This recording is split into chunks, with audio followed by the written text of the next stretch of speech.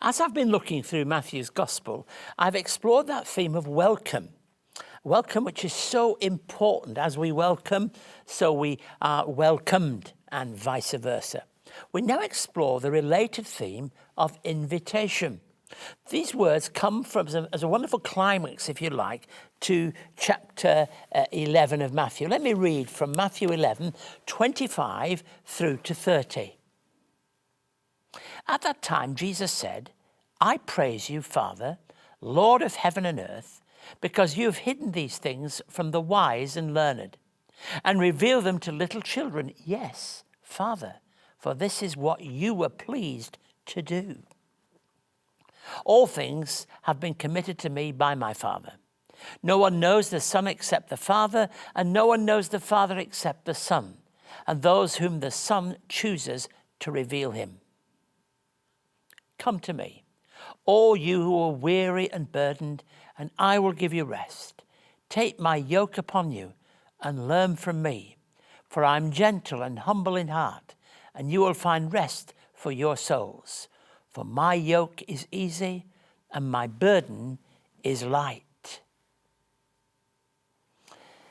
Sometimes I think we, in the Christian community, preachers, teachers and leaders, often make unattainable demands upon people. It's the nature of what we do.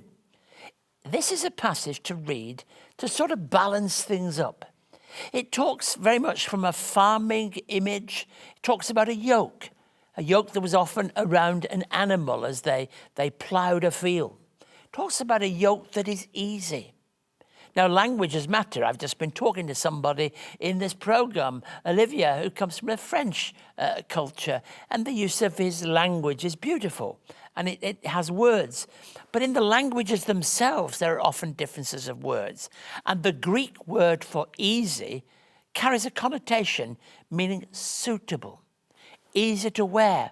Or you might even use this word, appropriate. Now, that's very different than we often think of easy as being, oh, it's easy, there's no effort required, it's something that just there and we just do it. Hold the thoughts there in tension with the demands of the gospel. So we have the demand of following Christ, and then the appropriateness, the ease of following him.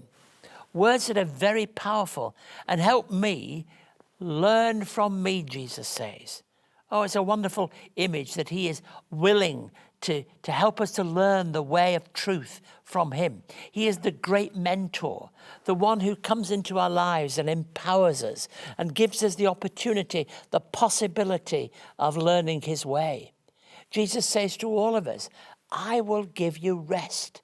Now, to the first listeners, this would mean, I think, two things: life at its best and also spiritual peace of mind. Life at its best. The wonderful truth is what we read in John's Gospel, where we're quite clearly given this picture about life. I have come that you might have life, and life in all its fullness, abundant life. And yet at the same time, he came to bring us peace. Peace that is more than just the absence of war, the absence of tension. Peace that is that calmness, that character, that deportment that comes into a Christian's life when they know Christ. He doesn't ask us to do something, but to come. Now, so often we say to people, you must do this, you must do that. Jesus doesn't do any of that. He doesn't do an instructional course in all the demands that are there. He simply says, come. None of us is so rich in relationship as to discard a friend. Now, the friendship of Jesus is always what fascinates me and also makes possible welcome. And it's an invitation to receive grace. How many times do I open the Bible week by week on this program and tell you it's always about grace, not by works of righteousness, but by his grace alone. People love invitations. It makes a person feel rather special. You know, go to the post box, you open it, and perhaps whoever you're living with, your friend, your brother, your sister, your wife, your husband, you say, is there any post today? And you're glad to say, yes, there is one actually, a very interesting one. There's an invitation here.